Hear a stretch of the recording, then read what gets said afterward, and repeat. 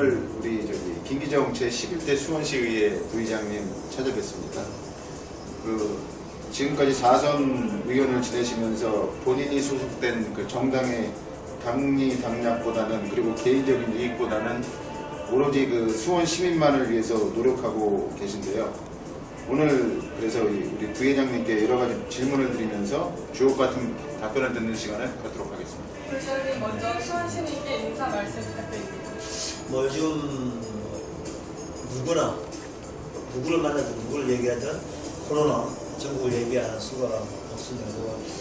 전국적인 문제긴 합니다만 수원시도 코로나로 인해서 우리가 흔히 얘기하는 소상공인이라든지 기타 일반 자영업이라든지 다 힘들어하는데, 그런 분들도 많이 힘들고, 또 사각지대에 있는 동사무소나 복지관이나 기타 관련된 강사들, 우리가 흔히 잘 못 챙겨보는 그런 강사들 분들도 돈 한 푼 못 받고 있다 보니까 생활에 어려운 점이 많다. 그래서 전체적으로 이렇게 어려운 분들이 많은 수원시에 의회에서 대치본부에서 열심히 해서 그래도 타시군보다는 좀 더 마음 놓고 사업이나 영업을 했었도록 최선을 다할 거고, 그런 믿음 하에 저희 의회나 지금을 믿고 열심히 생활하시다 보면 좋은 날이 있을 거라 생각되고 힘내시라는 말씀 드리고 싶습니다.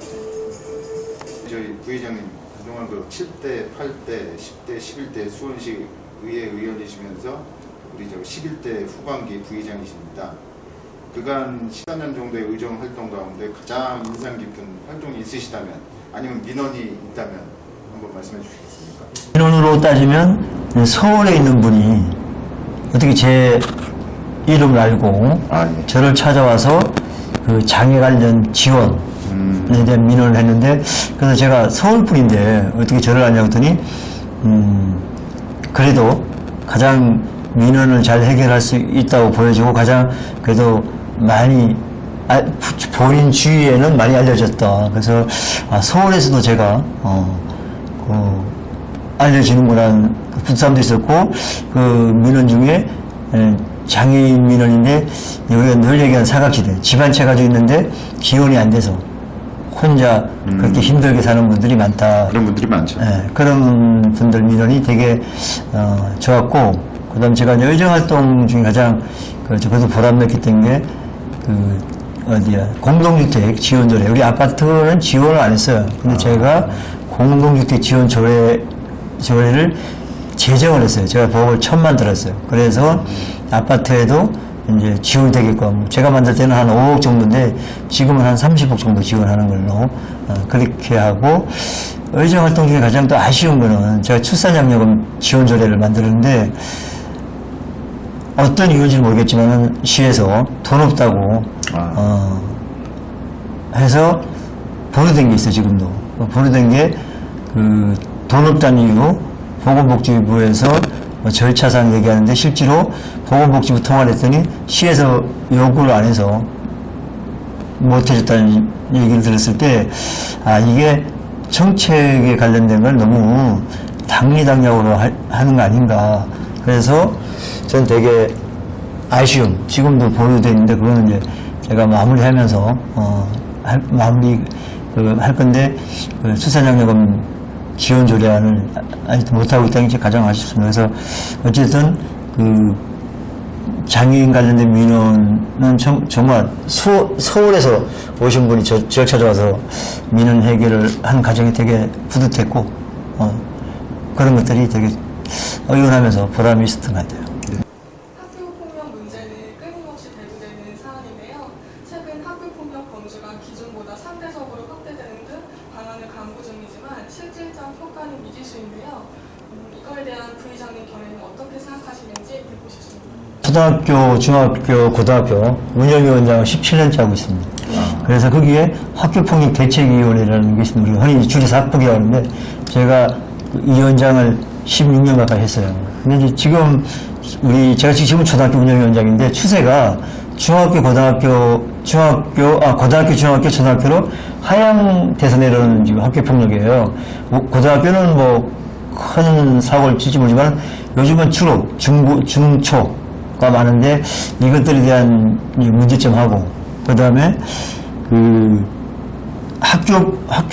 우리 학폭이라고 하는 학폭위가 단위별 학교별로 있던 게 교육청에서 일괄로 가져가 버렸어요. 올해부터 학교 단위 학교별로 해도 안 되는 것들을 교육청에서 모아서 한다는 게 그게 과연 실현 가능한가라는 의문점도 있고 지금 한 지가 얼마 됐으니까 되게 어렵긴 한데 이런 것들이 정리가 잘 안 되고 있다. 또 하나는 학교 밖 학생들 그러니까 가출한 친구들에 대한 그 폭력 이런 것들이 엄청나게 많거든요. 그래서 제가 법사랑의 부회장을 하고 있는데 이제 법사랑이라는 게 그 청소년 바깥 청소년들 학교 안에 청소년 그러니까 학생들 바깥 학생들을 그 본방에서 범죄 예방이라는 데에서 케어해서 어디야 6개월 상담도 해주고 뭐 이런 걸 해보는데 관련된 것들을 보면 자꾸 낮아지고 있다.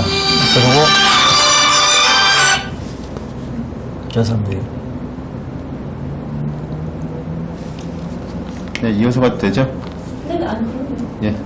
죄송합니다. 그래서 정말로 이 어려운 부분이 많다. 그래서 학교 폭력이라는 게 그 추세도 중요하고 다 중요하지만 관심이 더 중요하지 않나. 그리고 이런 것들이 아주 옛날부터 앞으로도 꾸준히 있을 수밖에 없는 그런 거다. 이런 것들은 근데 학교의 제도권의 문제도 있지만은 부모들의 사랑이 제일 크고 그리고 관련돼서 제가 학교 폭력 대책위원장을 맡으면서 보면 부모들이 더 문제다 라고 생각이 들어서 이거는 부모님 교육과 동시에 제도적인 것도 좀 정비가 필요하다고 생각이 된다면은 이건 정말 평생 가지로 남을 수밖에 없는 아닌가 싶습니다. 코로나19로 인해서 중앙정부, 경기도, 수원시 차원에서의 어떤 지원책이나 이런 건 상당히 많습니다. 근데 특히 한 방향으로만 좀 좁혀서 질문을 드리고 싶다면은 여가 시간을 활용한 바깥 활동이 줄어들면서 시민들의 체육 활동이 좀 다소 주춤한 상황입니다. 이에 대한 체육 활동 증대 방안이 부회장님 차원에서 있으시다면 생각을 말씀해 주시죠. 상당히 이제 힘든 거잖아요. 그러니까 전국적으로 문제하고 수원시 문제가 아마 거의 같을 것 같아요. 그리고 지금은 이제 체육이라는 여가라는 게 되게 대면에서 이루어지는 것들이잖아요. 네. 근데 지금 대면에서 비대면으로 지금 들어와 있는 코로나 전국이라 사실 엄청나게 힘들어요. 그래서 저도 이제 운동을 축구, 탁구, 족구를 하는데 문제는 그런 것들을 대면으로 할 수 있는 게 실내는 지금 아예 수원시뿐만 아니라 다 막고 있으니까 어쩔 수가 없는데 비대면으로 할 수도 없고 운동이라는 게 여가라는 게 비대면 할 수 있는 게 없기 때문에 그러면 제가 이제 축구를 예를 들면 교육청에서는 축구장을 개방을 안 해요. 근데 우리 수원시의 시청은 또 개방을 해주는 데도 있어요. 그러니까 이게 교육청 대부분 운동장은 학교에서 관리하잖아요. 근데 우리가 수원시에서 교육청 예산 지원하니까 이제 그거를 매칭해서 상의를 하는데 교육청에서는 안 된다고 그러고 수원시에서는 된다고 그러고 이렇게 해서 어떤 학교는 운동을 하고 어떤 학교는 안 해요. 이런 것들에 대한 그러니까 좀 교육청하고 수원시하고 좀 협업을 해서 충분히 그런 것들을 좀 잘 녹아내야 되지 않느냐. 어떤 학교는 하고 어떤 학교는 안 하는 이런 거. 그리고 전반적으로는 못하는 시대니까 그런 것들을 어떻게 할 수 있냐는 체육 특히 체육은 대면을 할 수밖에 없고 그래서 좀 이거를 마냥 막을 수는 없으니까 좀 더 코로나에 관련된 것들을 좀 더 강화시키면서 운동장 개방을 좀 해야 되지 않나라는 생각이 좀 들고 그런 것들에 대해서 제가 보기에는 좀 한계가 있다. 그래서 지금 할 수 있는 게 공원에 좁고 운동장이 축구장 외에는 특별하게 실내는 더더욱 안 되니까 실내는 두 곳인데 아까 했듯이 교육청하고 수원시청하고 이제 협업이 잘 안 되다 보니까 어떤 학교는 하고 어떤 학교는 안 하고 그래서 여러 가지 문제가 있긴 합니다만은 어쨌든 지금 상태에서는 저도 아파트에 살긴 합니다만은 지금은 그냥 조깅, 정도 외에는 특별하게 뭐 수원시에서도 할 수 있는 게 많지 않다. 그래서 이제 그런 것들에 대한 지원을 대면에서 비대면 쪽으로 가는 방향의 예산을 저희도 좀 세워서 우리 주민들이나 시민들이 활용할 수 있게끔 해줘야 되지 않나 생각이 듭니다. 네, 그럼 꼭 필요할 것 같습니다. 네. 앞선 4월 총선에서 압도적 다수를 차지한 민주당의 행보에 비판적 시간이 다소 존재하는데요. 부회장님의 견해는 아울러 이때 국민의힘의 역할은 무엇이라고 보시는지 말씀 부탁드립니다. 이 부분은 이제 총선의 문제이기 때문에 이제 국회의원들의 문제잖아요. 그래서 이제 국회의원들의 문제라 시의원이 뭐 좀 이렇게 관여 또는 멘트한다는 게 쉬운 건 아닌데 제가 봤을 때는 기본적으로는 저는 균형이 맞아야 된다. 그러니까 민주당이 잘하면 민주당이 뭐 한 6 정도, 뭐 국민이 못하면 4 정도, 아니면 4.5 대 5.5 이 균형을 맞춰줘야 결국은 국민이 혜택을 받는 거거든요. 지금에 보면 일방적이잖아요. 그러면 이거는 따지지도 않고 묻지도 않고 당론으로 결정되는 거는 국민의 이익보다는 당의 이익이 훨씬 앞설 수밖에 없고 그 논리로 갈 수밖에 없기 때문에 지금 뭐 매스컴이나 우리가 실제로 국회의원들 이렇게 만나보면 그런 모습들이 너무나 많이 보인다. 그리고 수원시도 똑같다고 생각됩니다. 우리도 한 3분의 1 정도 수준인데 기본적으로 민주당에서 하고 싶은 거 못하는 게 없잖아요. 그리고 해도 요즘 민주당이나 뭐 늘 국민이 늘 얘기하는 표 좋아하잖아요. 투표해서 하는 거. 그러면 우리가 상임위 내가 문화체육 교육이 있는데 예를 들면 뭐 안건이 있어. 투표하면 6대3 뭐 뻔한 거 아니겠습니까? 그러니까 일방적으로 갈 수밖에 없는 이 구조가 과연 국민이나 시민들이 맞는지 그리고 정말 국민이나 시민들에 대한 이익을 대변할 수 있는지에 대해서는 정말로 저는 의구심을 갖고 있고 당론이나 그 당의 논리가 더 앞서는 이런 것들이 있어서 저는 되게 불합리하다고 생각이 됩니다. 그래서 이 부분은 저는 한계점을 가지더라도 또 우리 의회로 보면 팩트에 그러니까 우리 염청 시장님이 하고 있는 최고위원으로서 하고 있는 거 시장으로서 하는 역할 이런 것들에 대한 것들의 팩트를 보고 그 팩트에 따라서 케이스 바이 케이스로 뭐 좀 얘기할 건 얘기하고 또 뭐 잘한 건 잘한 거대로 칭찬하고 이런 것들이 돼야 된다고 생각하는데 기본적으로는 힘의 논리가 정치이기 때문에 힘이 없는 국회의원이나 우리 수원시 의회도 좀 한계점이 있다. 그래서 이것들 어떻게 잘 녹아내게 하느냐가 또 부의장으로서 저는 우리 국민의힘 제가 대표로 있는 거니까 잘 녹아나게 해서 서로 그러니까 시민이나 민주당이나 국민의힘 모두가 정말 시민을 위한 일을 할 수 있게끔 잘 만들어가는 게 제 역할이라고 생각이 됩니다. 지금 닥친 현안이 무엇이라고 보시는지? 이제 기본적으로 수원시 의회 입장에서는 의회 건립이 제일 중요하다. 옛날 전 시장부터 우리 지금 현 시장까지 거의 한 5, 6년 전부터 의회 신축 건립을 얘기를 했는데 아직까지 못 하다가 내년 6월이나 9월에 착공을 하겠다고 지금 하고 있어요. 근데 그것도 잘 해야 그런 거고 잘못하면 또 물 건너간다 라는 생각이 있어서 우리 지금 현재 의원들도 집행부에서 그 의회 부지 설명해 있을 때 보면 조금만 늦어지면 의원들도 의구심을 가지고 있어요.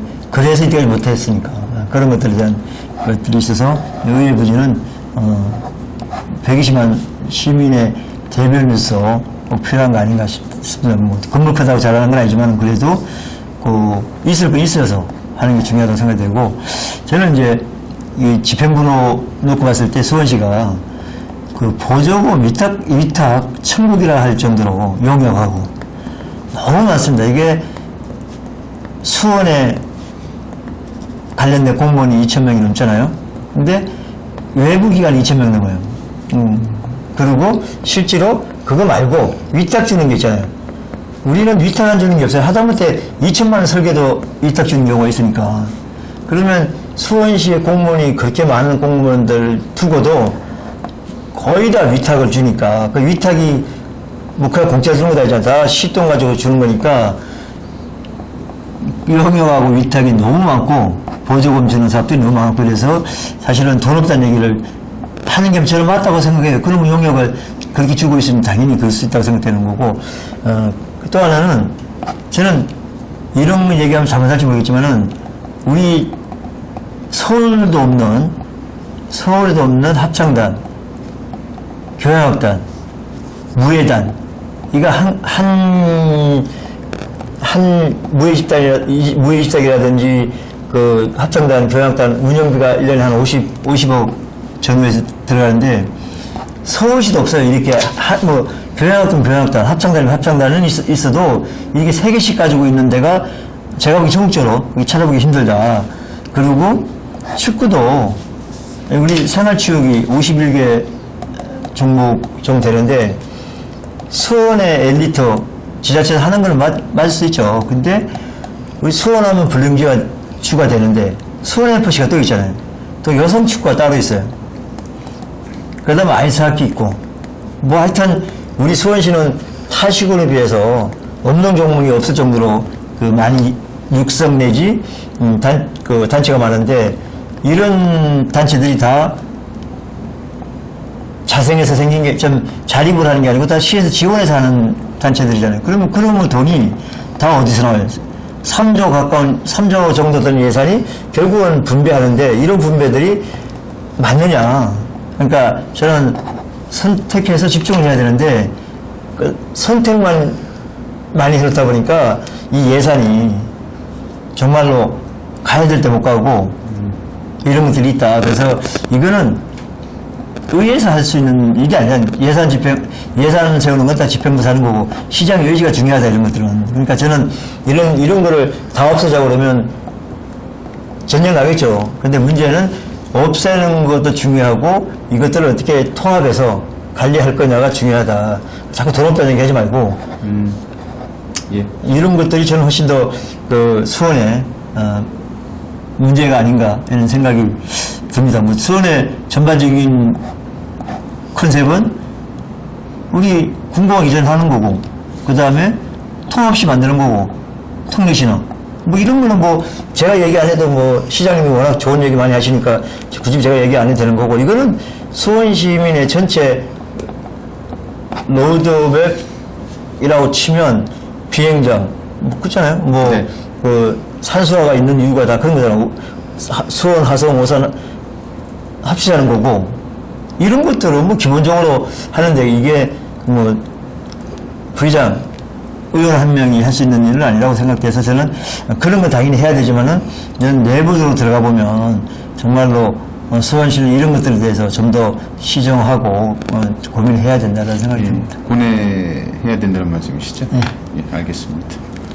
네, 더 전하고 싶은 말씀과 향후 계획이 있다면 말씀 부탁드립니다.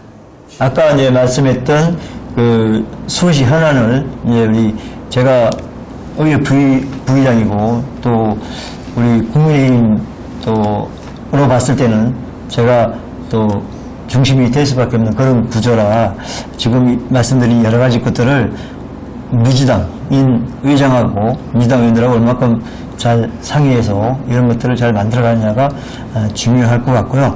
어쨌든 우리 수원시 의회는 역대적으로 다른 시군 같지 않아서 이렇게 부딪히면서 의원 구성을 해본 적이 많지는 않습니다. 그리고 가는 과정도 다 한마음 한뜻으로 가고 있기 때문에 이 점은 장점이잖아요. 그죠? 그래서 이 장점은 살려서 갈 거고 지금 아까 했던 그런 것들은 또 제가 중심에 서서 잘 조화롭게 해서 수원시 시민이 불안하지 않고 그 다음에 이로 인해서 정치하는 사람으로 인해서 어디 어려움이 있으면 안 되잖아요. 그죠? 네. 시민이 우리한테 기대야지 우리가 시민한테 기대하면 안 되는 거잖아요. 그래서 우리가 좀 더 잘 해야 된다. 그리고 한마디로 말하면 누구나 의원들은 똑바로 잘 해야 시민이 편해진다고 생각이 되기 때문에 관련돼서는 저는 약간 현안 관련된 걸로 잘 정리하면 그게 우리 앞으로 수원시 나갈 방향 아닌가 싶습니다. 예, 저기 무조건 반대가 아닌 그 효율적인 배분, 올바르게 그리고 공평하게 사용을 하라는 우리 부회장님 말씀이었습니다. 오늘 뜻깊은 인터뷰 시간 내주셔서 감사하고요.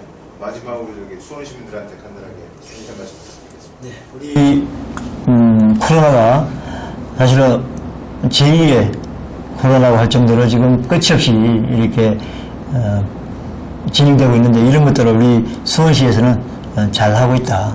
그리고 타 시군에서도 수원시가 정말 모범적인 코로나 방역을 하고 있다 이런 생각이 되고 그런 말씀들 하시니까 우리 시민들께서도 의회와 집행부 믿고 함께 해주시면 우리 시민들께서도 좀 더 편안한 마음으로 또 우리 의회를 믿고 집행부를 믿고 하시다 보면 사업이나 또 여러 가지 건강이나 이런 것들을 잘 챙겨볼 수 있다. 그리고 저희도 그런 면에서 좀 더 관심을 가지고 할 테니까 안심하시고 집행부와 우리 의회를 믿고 생활하셨으면 좋겠다는 생각을 그런 말씀 드리고 싶습니다.